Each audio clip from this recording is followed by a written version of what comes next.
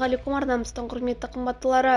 Қазақстандағы және әлемдегі болып жатқан ең соңғы жаңалықтарды қошқардың қатарында білгіңіз келсе, бейне астындағы лайк және подписать таңбаларын басып, біздің арнамызға жазылуды ұмытпаңыз. Егер сіз жазылған болсаңыз, онда біз бастадық. Мұхаммеджан Тазабек Назарбаев туралы ойын айтты. Айтыскер ақын Мұхаммеджан Тазабек журналист Жанар Байсезімнің YouTube арнасына берген сұхбатында Қазақстанның тұңғыш президенті Нұрсұлтан Назарбаевқа қатысты ойын айтты, деп хабарлайды Казанеws КЗ. Ақын өз көзқарасы нақты адамдарға емес, жалпы билік жүйесіндегі құндылықтарға бағытталғанын атап өтті. Менің көзқарасым жеке тұлғаларға, Назарбаевқа, Тоқаевқа немесе басқа билік басындағыларға емес, жалпы биліктің құндылықтарына байланысты, деді ол.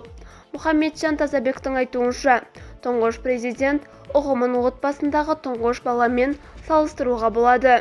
Оның пікірінше, алғашқы президентке кең мүмкіндіктер мен ерекше өкілеттіліктер беріліп, нәтижесінде барлық шешім бір орталыққа шоғырланған.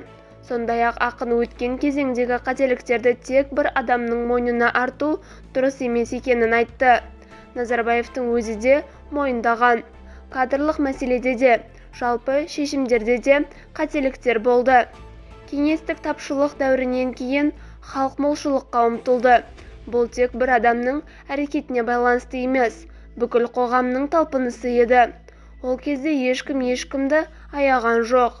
Мен деген азаматтар қарақшылыққа барды, ал шенеуніктер мемлекеттің мүлкін өзінікі деп санады, деді Тазабек.